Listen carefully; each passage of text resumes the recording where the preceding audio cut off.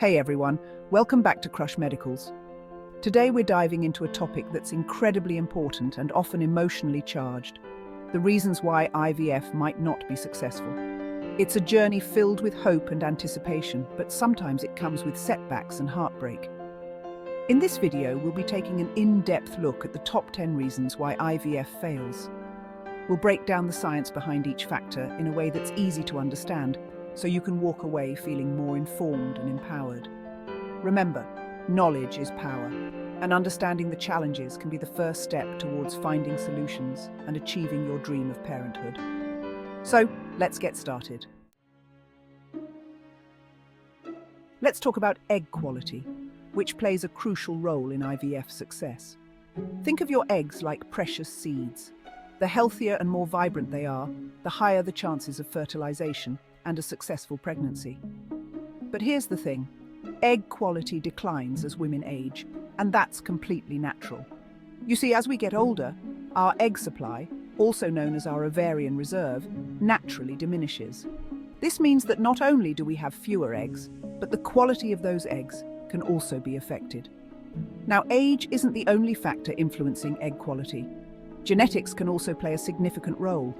Certain genetic conditions can impact the health of your eggs, making it more challenging to conceive.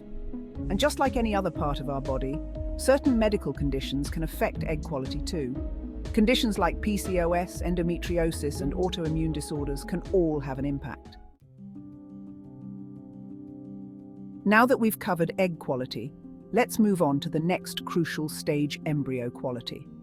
After the egg is fertilized, it starts dividing and developing into an embryo. This process is incredibly complex and requires a delicate balance of factors to go just right. One of the biggest hurdles in embryo development is the potential for genetic abnormalities. Just like with our own genes, sometimes embryos can have chromosomal abnormalities that prevent them from developing properly. This is a leading cause of IVF failure, and unfortunately, it's often beyond our control. Even when the chromosomes are normal, problems can arise during cell division. The embryo might not divide at the right pace or in the right way, leading to developmental issues that make it less likely to implant or result in a healthy pregnancy. And here's something many people don't realize: the environment in which the embryos are cultured in the lab can also affect their quality. Factors like temperature, pH levels, and nutrient composition all play a role. All right, so we have a healthy egg and a thriving embryo. Now it's time for implantation. This crucial step is where the embryo, that tiny bundle of cells, attaches itself to the lining of the uterus, the endometrium, and begins to grow. Imagine the endometrium as a cozy nest that needs to be perfectly prepared to welcome the embryo. But sometimes, things can go wrong with the endometrium itself. If the lining is too thin, it might not be able to support a pregnancy. And then there are uterine fibroids, which are non-cancerous growths in the uterus that can interfere with implantation. Polyps, which are similar to fibroids but usually smaller, can also pose a problem. And we can't forget about adhesions, which are bands of scar tissue that can form inside the uterus due to surgery, infection, or other conditions. These adhesions can distort the uterine cavity and make it difficult for the embryo to implant. We've spent a lot of time talking about the female side of the equation, but let's not forget about the equally important role of sperm in IVF success. Just like with eggs, sperm quality can make or break the process. One of the most common issues is low sperm count, meaning there aren't enough swimmers to get the job done. Then there's poor motility, which means the sperm aren't swimming as efficiently as they should be, making it harder for them to reach the egg.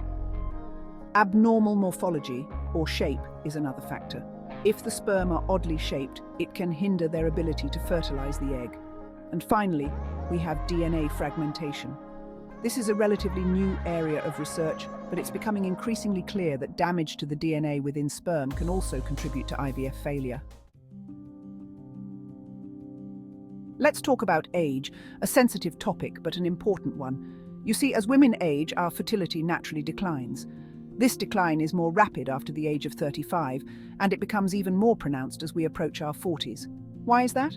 Well, remember how we talked about ovarian reserve earlier? As we age, our ovarian reserve diminishes, meaning we have fewer eggs available. And it's not just about the quantity of eggs, the quality of those eggs also declines with age. This means that the eggs are more likely to have chromosomal abnormalities, making it harder to conceive and increasing the risk of miscarriage. Now, this doesn't mean that women over 35 or 40 can't conceive through IVF. Many women do, but it's important to be aware of the biological realities and have realistic expectations. We've talked about the importance of egg quality and quantity, but what about the ovaries themselves? How well your ovaries respond to stimulation medication is a major factor in IVF success. Sometimes, the ovaries just don't respond as well as we'd like. This is known as poor ovarian response, and it can be due to a variety of factors, including age, genetics, and certain medical conditions. Hormonal imbalances can also throw a wrench in the works. If your body isn't producing the right levels of hormones like FSH and LH, it can make it difficult to stimulate the ovaries and retrieve mature eggs. And just like with egg quality, certain medical conditions can affect ovarian response. Conditions like PCOS, endometriosis, and autoimmune disorders can all impact how well your ovaries respond to medication. Here's the thing about IVF. It's not just about what happens in the doctor's office. The choices you make every day, your lifestyle, can have a significant impact on your chances of success. Let's start with smoking. We all know smoking is bad for our health, but it's especially detrimental to fertility. Smoking damages eggs and sperm, reduces ovarian reserve, and increases the risk of miscarriage. Nutrition is another crucial factor. A healthy, balanced diet provides the building blocks for healthy eggs and sperm, while a poor diet can deplete your body of essential nutrients and hinder fertility. And we can't forget about stress. Stress triggers the release of hormones like cortisol, which can interfere with ovulation and implantation. Genetics play a complex and often unpredictable role in IVF. Sometimes, the reason for IVF failure lies within the very blueprint of life, our genes. Chromosomal abnormalities, which we touched on earlier, are a major cause of IVF failure. These abnormalities can be inherited from one or both parents, or they can occur spontaneously during the development of the egg or sperm. Inherited genetic conditions can also make it difficult to conceive or carry a pregnancy to term. These conditions can affect egg quality, sperm quality, or the development of the embryo. And then there are spontaneous mutations, which are changes in genes that occur randomly. These mutations can happen at any time, and they can sometimes lead to genetic disorders or make it difficult to conceive. The uterus, the womb where life begins, needs to be a hospitable environment for an embryo to implant and grow. But sometimes, structural abnormalities within the uterus can make it challenging for implantation to occur. Uterine fibroids, those non-cancerous growths we talked about earlier, can distort the shape of the uterus and interfere with implantation, especially if they're large or located near the lining. Polyps, which are similar to fibroids but usually smaller, can also pose a problem by taking up space in the uterus or interfering with blood flow to the lining.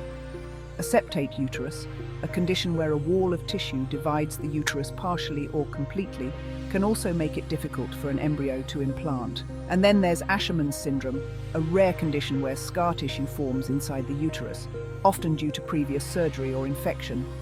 This scar tissue can make the uterine cavity smaller and less hospitable for implantation.